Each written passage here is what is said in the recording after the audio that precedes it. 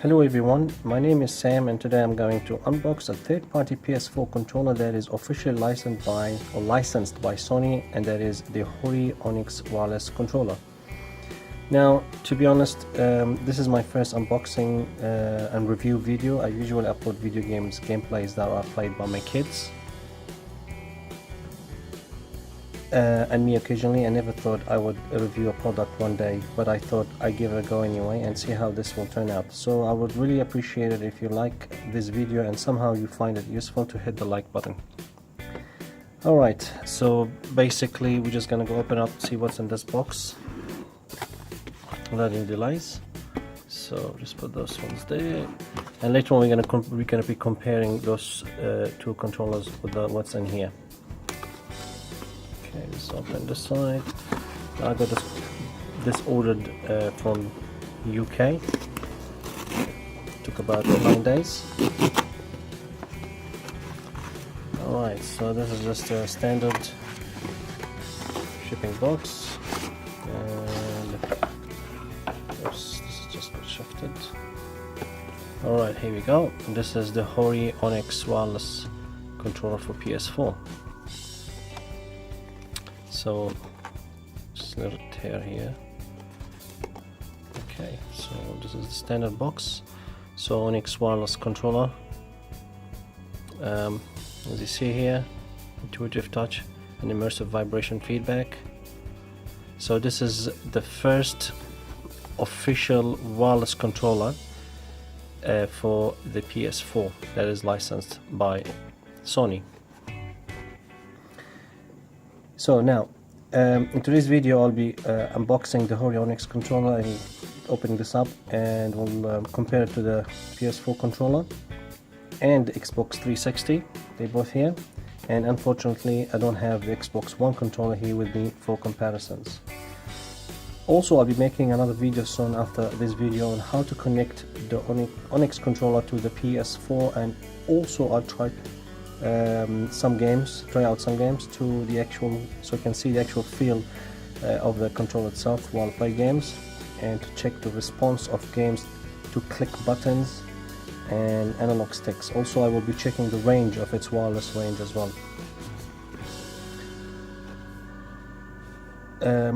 Now, some of you might probably wonder, HORI, I never heard of this HORI before. So who are they, where they come from, and what do they make? In case you never heard of this company, let's have a look on who they really are. HORI actually was founded in 1969, and they have been working closely with some games company manufacturers from 1983. HORI Co. Limited was one of the first third-party accessory makers in the world, and they have been the leading accessory manufacturer in Japan for almost 30 years. Since 2004, HORI has expanded its operation globally and now has offices in the US, Hong Kong and the UK. Now, according to their website, all of their products are built with the strictest standards of quality in mind. They are a premier licensed peripheral maker for Nintendo, Sony and Microsoft in Japan, and the majority of their products outside of Japan are also officially licensed. Now, to be honest, I'm getting quite excited to open this box and see what's in it. So without any further ado, let's get on with it. Alright, let's have a look. That's nice and easy.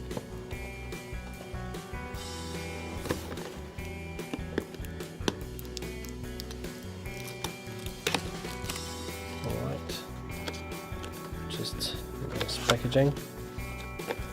It's quite good quality box as well, the material.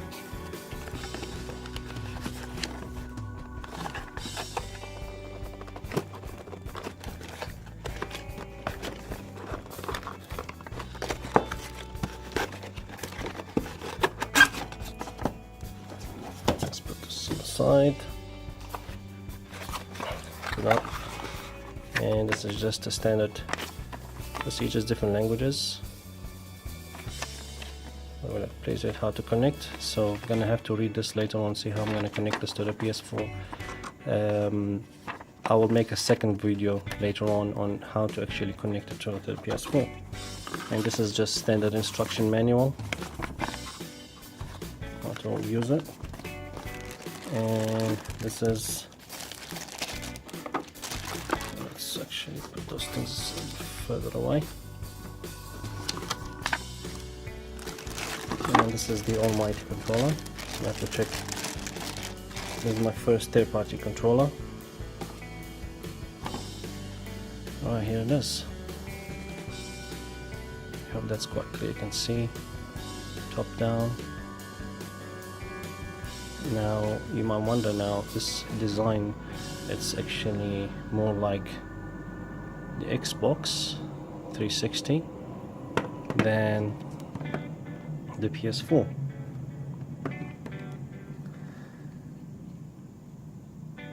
Now HORI ONYX is the first third-party PS4 controller that supports wireless connectivity, where most other third-party official controllers such as the Razer Nikon Revolution and the Razer Raiju for PS4 are wired, and they have a lengthy cable actually, and they connect them up to the quite long cable that connects the PS4. Pretty much that makes perfect sense, as those controllers are mainly made and designed to target the hardcore gamers who are really after very responsive and lag-free controllers for mainly online games. So that's what it's actually designed for. But so for something like this, pretty much everyone else, like general public. Personally, I don't like wired controllers and headphones when I play games, as I find them a bit annoying with too many cables in front of the TV that might become hazardous at some time. Also, I only play single games and couch multiplayer games. I think it's, in my point of view, is more fun for the entire family, in my point of view. Therefore, I do not really care much of the lightning speed response from controllers. I do actually also use the Razer Thresher 7.1 channel headphone, which I really enjoy using while gaming on PS4. Now I'd like to break down this review to 5 categories, and in each I will compare it to I'll compare to these two a bit later on. Now the 5 categories are the quality of make. We'll have a look at the quality of this controller, the feel in the hand, the form factor and design, what it does best and what it lacks. Now let's have a look. This is the first time I'll look at this controller myself. In terms of the quality of make, when I just with my finger nails, I can see that it is not bad, to be honest. It is not like the official Xbox controller, neither the the DualShock 4, but it is actually quite good. It's not bad. It's very, very acceptable. And the buttons, the feeling, I can hear that click as well. If I hold that, pressing the analog, it sounds quite right as well. Yeah, it's actually pretty good in terms of quality make. Now the feel in the hand, this is very comfortable. Actually, for years I really always liked the Xbox design controller because it fits right in the hand, just like this. Okay, so just one down and one up there, so you can really put it inside your hand properly and still be able to control the top like that. Good hold. This is pretty much is like this 360. Also the Xbox One, it goes the same way. It fits in the hand. Where there's nothing wrong much with the PS4 controllers, great quality controllers, everybody like it, especially touchpad and other things as well, speakers and so on. But this, when you put this right in your hand, you're gonna have to bring your fingers a little bit down, so there's a little bit of tension and stress on your fingers, so it's not that comfortable, to be honest. And even on top, when you hold it like this, you can feel that it's just not right. With the other one, when it goes on top, it's nicer. So kind of like I'm pleased for this one to come out, because this is the first wireless Xbox-like design for PS4, and it's the official one. It's not just like any cheaply made one. It's good quality. It's actually almost a great quality as well. Alright, so here basically you can see it's closer to the Xbox, so the quality of make is very good. Feel in the hand is just fantastic, it's very comfortable, especially when I just go up top like that. I can quickly access those shoulder buttons up there, so it's really great in terms of that. And second category, yeah, that's good. Third category is the form factor and design. Yeah, form factor buttons pretty much like the, as you see, is like the DualShock control, but what I can see, actually the circle button is actually a little bit, you see how actually you can just a little bit out there to the curve where this is way up there. So I think this would be more closer to this 360 a little bit there. Okay,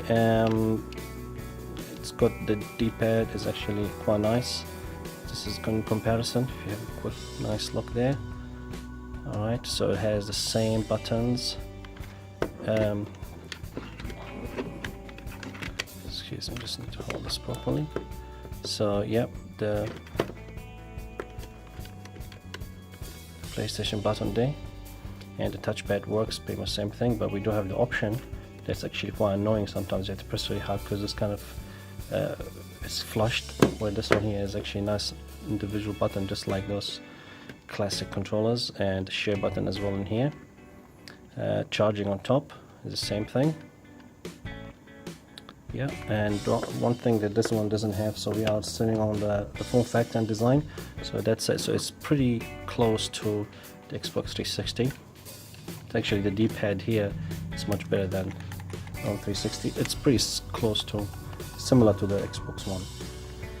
Well, what this one does best, to be honest, again, PlayStation 4 controller that is wireless. Okay, it's Xbox 360. It's like a dream come true for a lot of gamers out there. I'm one of them, to be honest. As just because the fact is that I can hold it properly. I can fingers there very comfortable. And there was a version of this that was wired. This is actually wireless now, so that's a pretty good feature. Quick access to the option share nice and easily, so it's overall it's quite great actually. It's a good control, I like it in terms of design and look. What it lacks is basically, what I know about this, that it does actually lack the lighting bar here. So if you play some games that it requires this light bar, like PlayStation VR, some games require this, and some other games like Until Dawn, and some other games requires this lights in here, this light, and it will not work basically, so you don't have that. So if you're one of those people who don't care about that, so this control will be quite good. Second thing, that is the light bar here, in order to see, but just little light in here that will basically replaces that, but it's just for you reference to see what's happening with some of the games that give you different colors and lights. The other thing is here that it don't have the input microphone here, sorry, the microphone and the headphone, the mono type here, so you don't have that.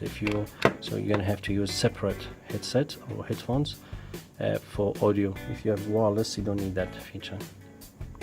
Yeah, other than that, this is actually looks quite good. Now, well, here is basically Onyx official licensed controller by Sony, and I think it's a great product, and it's going. Let's just place it properly here. This controller is going for about £42 on Amazon, which is about $60 US, pretty much the same price of the DualShock 4 controller. So unless you want the Xbox One/360 form factor and design in your hand when you play PS4 games, there is also a wireless controller. There might be no point actually to get one of these, or even recommend it to anyone else. Yeah. Other things. What are your thoughts? I think it's quite good, so please give us your thoughts on this controller. Will you be getting one? Or we gonna pass on this one until the next wave of better design controllers? Please leave a comment below and tell us what you think. I think this is the end of our video, and don't forget to check in again to see how the control plays on some games and how actually we can hook it up to the PS4. I hope you found this video quite useful, and please don't forget to subscribe for more reviews in the future. This is Sam signing off. Thank you.